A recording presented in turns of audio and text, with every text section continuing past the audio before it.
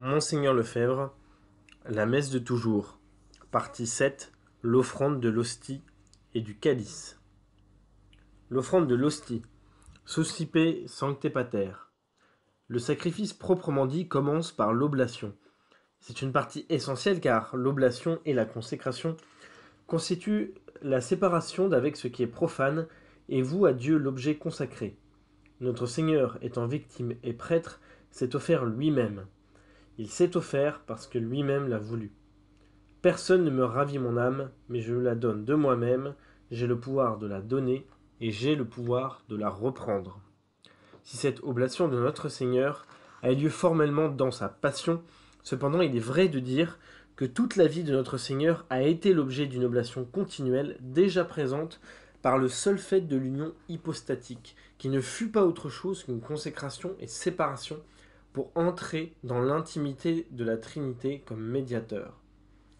Suscipe sancte pater omnipotens aeterne Deus hanc immaculatam hostiam quam ego indunius famulus tuus offero tibi Deo meo vivo et vero pro innumerabilibus peccatis et offensionibus et negligentis meis et pro omnibus circumstancibus sed pro omnibus fidelibus Christianis vivit atque defunctis ut mihi et illis proficiat ad salutem in vitam aeternam. Amen. Recevez, Père Saint, de Tout-Puissant et Éternel, cette hostie sans tache que je vous offre, bien indigne serviteur, à vous, mon Dieu, vivant et véritable, pour mes innombrables péchés, offenses et négligences, pour tous ceux qui sont ici présents, et pour tous les fidèles chrétiens vivants et morts, afin que cette oblation serve à mon salut et au leur, pour la vie éternelle, ainsi soit-il. Le saint sacrifice de la messe répare le péché, purifie les âmes. Les prières de l'offertoire le manifestent clairement, le prêtre offrant l'hostie sainte en réparation de ses propres péchés et pour le salut de tous les fidèles, vivants et défunts. Le prêtre termine cette prière en faisant un signe de croix avec la patène sur le corporal, montrant par ce signe sensible qu'on place l'hostie sur la croix où Jésus s'est offert à son Père pour nos péchés. Toutes les paroles de la liturgie expriment le désir d'expiation, de rémission de nos péchés. Expier, remettre nos péchés, c'est un des buts principaux de la Sainte Messe. Les protestants acceptent le sacrifice eucharistique, mais ils nient le sacrifice propitiatoire, c'est-à-dire qu'ils nient que le sacrifice de la messe expie les péchés. Selon le sacrifice de la messe n'expie pas les péchés. Or, ceci est fondamental pour nous. C'est la différence essentielle qui nous sépare du protestantisme. Nous croyons que le saint sacrifice de la messe est un sacrifice propitiatoire. Encore maintenant, c'est le même sacrifice que celui offert au calvaire qui continue.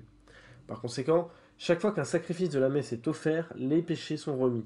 Les grâces de sanctification sont répandues dans le monde entier. C'est pour cela que ça vaut la peine d'être prêtre. Il est bon par conséquent que nous réfléchissions à ce qu'est le péché et à ses conséquences, afin de tout faire pour l'éviter et pour le réparer pour les autres aussi. Et en cela, il est clair que la liturgie nous aide beaucoup. Si dans la liturgie nous trouvons l'aspect latretique de l'adoration, l'aspect de l'impétration, c'est-à-dire de demande, l'aspect eucharistique d'action de grâce, évidemment qui est dans le fond la trame de la liturgie, nous y trouvons aussi tout ce qui concerne le péché et notre appel à la miséricorde de Dieu, donc la propitiation. La propitiation s'exprime dans tant de beaux textes de la liturgie qui nous aident à nous mettre dans une atmosphère de réparation niée par les protestants. Alors il est bien nécessaire, au contraire, de garder dans notre prière cet aspect de la propitiation. En effet, toute la liturgie, qui est la grande prière de l'Église, nous invite à considérer Jésus sur la croix comme victime, agneau sans tache, immolé à cause de nos péchés, le Sauveur, le Rédempteur, qui nous a rachetés au prix de son sang. Alors, vous essayerez de vous unir à l'esprit du saint sacrifice de la messe, de l'acquérir, et ce sera pour vous une source continuelle de grâce particulière, grâce de propitiation, et donc de supplication, pour demander pardon à Dieu de vos fautes, lui demander de guérir vos âmes de toutes les tendances mauvaises que le péché originel a pu laisser en vous, lui demander enfin la grâce de le connaître davantage, de l'aimer, de le louer, de vivre davantage unis à la Trinité sainte. La bénédiction de l'eau. Deus que humane substantiae. Deus que humane substantiae dignitatem miserabiliter condidisti et mirabilius reformasti, da nobis peroius aquae et vini mysterium eius divinitatis esse consortes, que humanitatis nos referi dignatus et particeps, Iesus Christus filius tuus, Dominus noster, qui te convivit et regnat in unitate Spiritus Sancti Deus per omnia saecula saeculorum. Amen.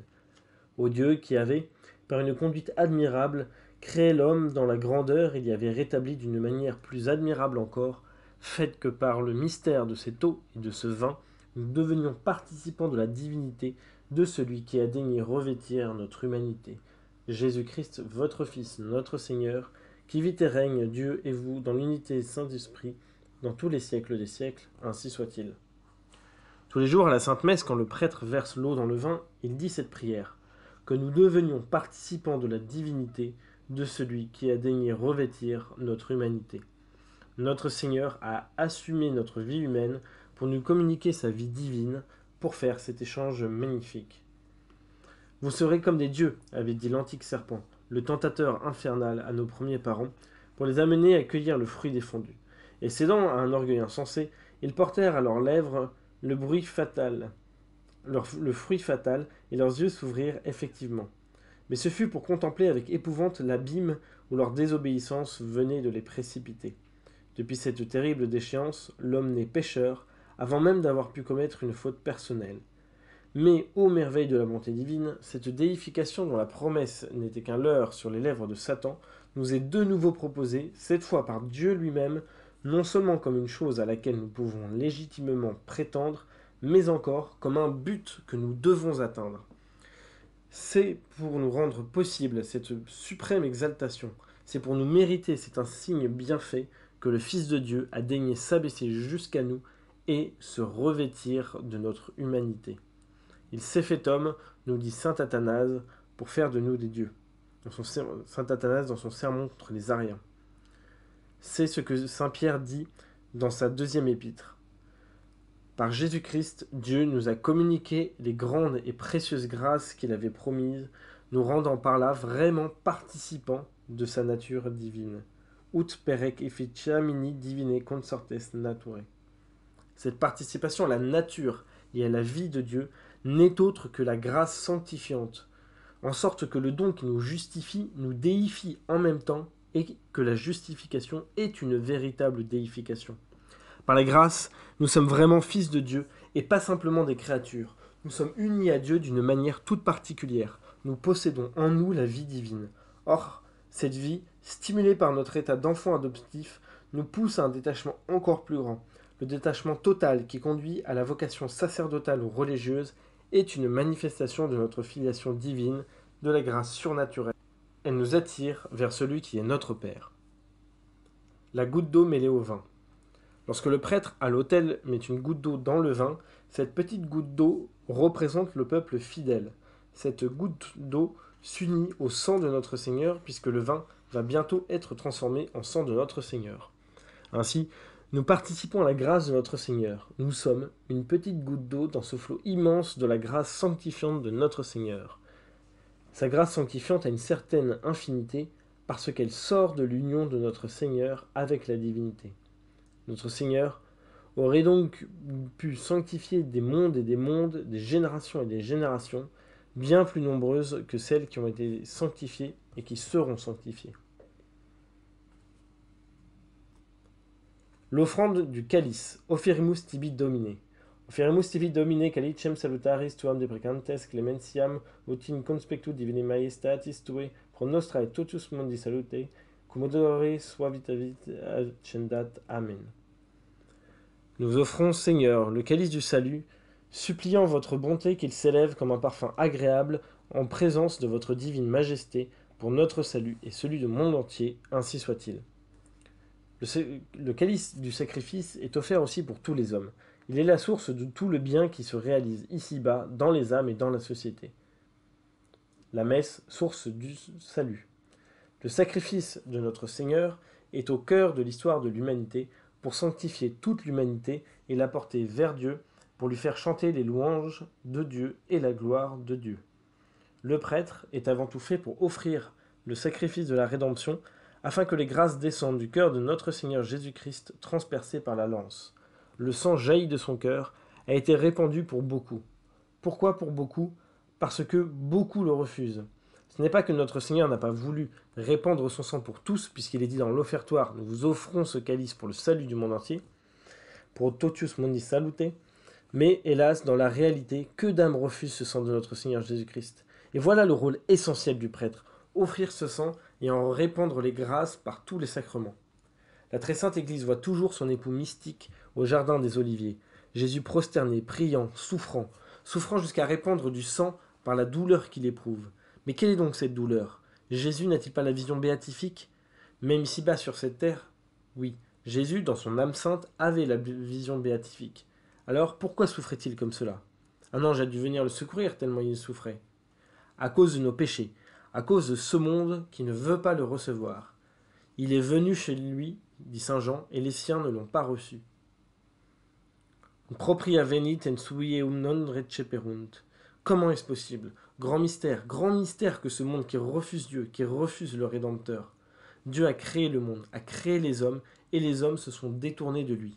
Déjà nos premiers parents se sont détournés de notre Seigneur. Il les a rachetés par sa croix, par son sang. Il est venu au milieu d'eux. Ils le renient, ils n'en veulent pas, ils le crucifient. Et aujourd'hui encore, quelle situation? Alors, comme Jésus a souffert de cette vision, comme la Vierge Marie a été martyre elle-même à cette pensée que le sang de son divin Fils ne serait pas reçu par toute l'humanité, cela a été son martyre. Eh bien, c'est aussi le martyre de l'Église. Il faut que cela soit aussi votre martyr. Si vous ne comprenez pas cela, si vous n'êtes pas martyrisé par la vue de ces âmes qui refusent notre Seigneur, alors vous n'êtes pas vraiment des fils de l'Église. Et vous devez d'être des fils privilégiés de l'Église. Alors, comme l'a eu notre Seigneur Jésus-Christ, vous devez avoir ce désir de prier, de vous offrir, de souffrir, de vous donner entièrement à Dieu, afin que les âmes ouvrent leur cœur et reçoivent ce nom de Jésus, en dehors duquel il n'y a point de salut. Vous serez des âmes priantes, vous serez des âmes souffrantes, et vous accepterez ce martyre, et alors vous serez missionnaires. Voyant la situation du monde, vous serez missionnaires, mais comme peuvent l'être d'abord ces âmes contemplatives qui s'enferment dans les monastères. Vous serez missionnaires par la prière, et vous serez missionnaires par la pénitence. Missionnaires par la prière, missionnaires par la pénitence, c'est ce que notre Seigneur nous a donné comme exemple, et c'est ce que l'Église a toujours désiré. La messe, source de civilisation.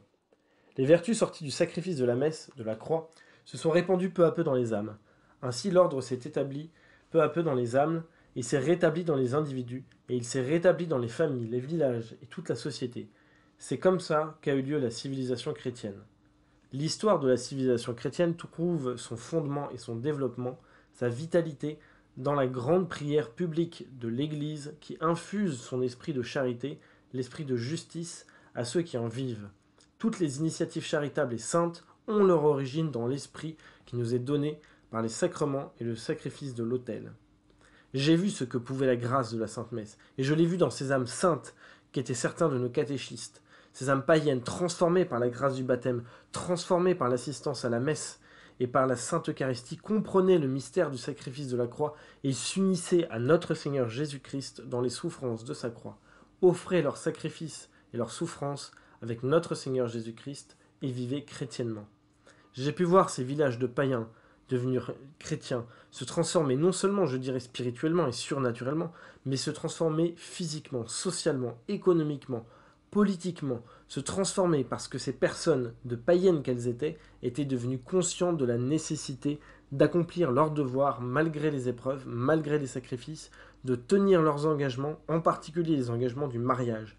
Le village se transformait peu à peu sous l'influence de la grâce du saint sacrifice de la messe, et tous ces villages voulaient avoir leur chapelle, et tous ces villages voulaient avoir la visite du Père, la visite du missionnaire.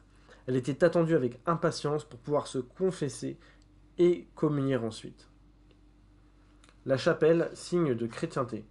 En pays de mission, on est surpris de voir à quel point les catéchumènes, les chrétiens, les communautés chrétiennes sont attachés à leur chapelle, attachés à leur lieu de culte. Ils veulent tous avoir leur chapelle. Dès qu'ils sont réunis, ils sentent ce besoin, attirés qu'ils sont par la croix, attirés vraiment par notre Seigneur, attirés par cette offrande d'eux-mêmes. C'est un point fondamental dans la vie du chrétien. Cette réaction est vraiment inspirée par le Saint-Esprit. C'est là le signe direct de l'extension d'une chrétienté. Si dans un village on voit la chapelle, le lieu de prière avec l'autel, avec la croix au-dessus de l'autel qui signifie le calvaire de notre Seigneur, qui signifie le sacrifice, là on peut dire « Ah, il y a des chrétiens dans ce village ». Alors évidemment, cela a été l'occasion de martyrs parce que les païens ont vu leur culte diminuer, ont vu leurs disciples se convertir. Certains chefs païens étaient si furieux qu'ils ont massacré les missionnaires. C'est la réaction normale du diable contre la croix de notre Seigneur Jésus-Christ. La civilisation chrétienne est valable pour tous les peuples. Il est tout à fait contraire à la foi de l'Église de dire que la civilisation chrétienne est tout simplement une civilisation occidentale, une civilisation européenne, et de dire également que par conséquent, comme il faut savoir s'adapter à toutes les cultures, notre foi doit s'adapter aux autres civilisations. C'est ce que dit Bonini dans son livre de la réforme liturgique. Il dit que l'apostolat n'aura d'effet que lorsque la liturgie aura été adaptée à toutes les civilisations, à toutes les cultures. C'est ce qu'il appelle l'inculturation. En réalité, comme le dit très bien saint Pidis dans sa lettre sur le sillon, la civilisation chrétienne n'est pas à inventer. Elle a existé et elle existera toujours. Elle est inchangeable parce que la civilisation chrétienne a pour source toutes les vertus de notre Seigneur Jésus-Christ découlant de sa passion, de sa divinité, par l'intermédiaire de son humanité. Lettre sur le sillon du 25 août 1910, la civilisation chrétienne n'est plus inventée ni à bâtir dans les nuées. Elle a été, elle est. C'est la civilisation chrétienne, la cité catholique. Il s'agit de la restaurer sur ses fondements naturels et divins. Omnia instaurare in Christo. Elle a pour origine l'exemple de notre Seigneur ainsi que toutes les vertus chrétiennes qu'il représente et la grâce qu'il infuse en nous. Voilà la civilisation chrétienne. Et cela, c'est valable pour tous les hommes. En effet, de la mesure où toutes les sociétés sont remplies de vices en raison du péché originel, il faut les purifier, les sanctifier par la passion de notre Seigneur, afin de les rendre chrétiennes. Les blessures du péché originel demeurent même après le baptême.